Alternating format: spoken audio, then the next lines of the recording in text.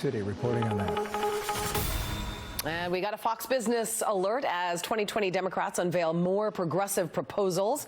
Florida Senator Marco Rubio warning about socialism in a new op-ed. He writes, quote, "The politicians currently exploiting the socialism label are unwilling to acknowledge the tremendous costs of their proposals, even as they one-up each other on who can provide the most free stuff while they proudly announce new wealth taxes for upper tax brackets. They shy away from noting the financial realties, such as enormous tax hikes on middle-class Americans, that plans like single-payer health care would inflict on the rest of the country." Maria Bartiromo is here. She's host of Sunday Morning Futures on Fox News and Mornings with Maria on Fox Business. And you guys also have a new look. We're going to be talking about that in just a moment. Yes. Let's talk about Marco Rubio. He says socialism is entirely incompatible with America and its unique entrepreneurial spirit. Well, what is your take? I agree with that. I mean, I think, you know, when you look at a country like Venezuela, there was a time when Venezuela was the richest country in Latin America. And as time went on and they started adopting socialist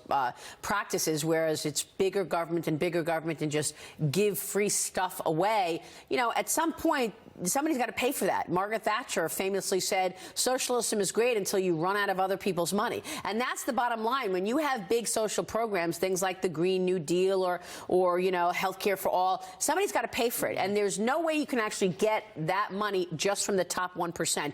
Ultimately, you will have to raise taxes on everybody else. Yeah. And that's basically what is going to happen. If you do this creep and raise taxes on everybody, there are unintended consequences. People start trying to hide their money. They stop giving away. I mean, there are all these unintended consequences that happen as a result of making some people pay extraordinarily higher than others. You know, the politicians exploiting the whole socialism thing, they're not necessarily forthright about how much money it's going to cost. I mean, everything being free, but let's just talk about it. I mean, Medicare for all, raising not only taxes on the wealthy, but on the middle class, which single-payer I mean, medical care, first of all, will hurt the middle class more than it will the wealthy with these tax hikes. Yeah, and I also think, Julie, it's important to ask yourself, so what is rich? You know, a lot of people say, well, you know, we're talking about the top 10%. The top 10%, go down the income scale and see what that is. You're talking about capturing couples that make $250,000. I mean, I have friends, one person is a cop, the other person is a teacher.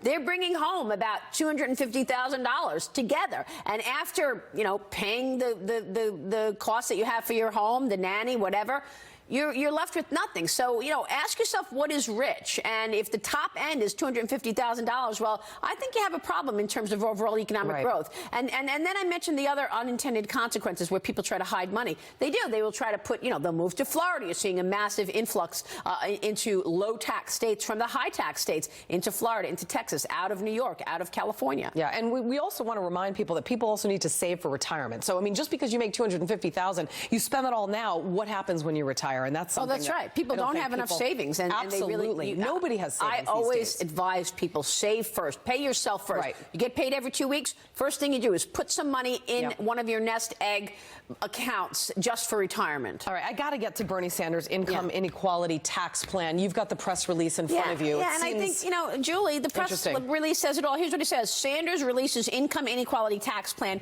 Sanders' plan would increase taxes on greedy companies that pay CEOs 50 times more than median workers. I mean, that's what the press release says, greedy companies. Right off the bat, you're getting a smack in the face by the, you know, on the CEO who, yes, may make much more than the average person, but that's also misleading because oftentimes that salary includes stock. So, you know, they are given stock because, you know, oftentimes the CEO and the leadership team will be given stock, and that means you'll do as well as the stock does. In other words, your performance will be reflected in the stock, which will be reflected in your salary. So to say greedy companies, right off the bat, you lost me because it's obviously partisan. His tweet last week says it all. Billionaires should not exist. No more billionaires. So where should we have all the billionaires go? China? How about that? Guess what? The number of billionaires is increasing every day in China. Yeah. So should we have all the money go to China? Should we have all the money go to Russia? That's what's going to happen. To say no billionaires should exist in America. What about the American dream? Isn't that the American dream, that you could start from nothing and actually work really hard, get a little luck, and achieve great success? Yeah.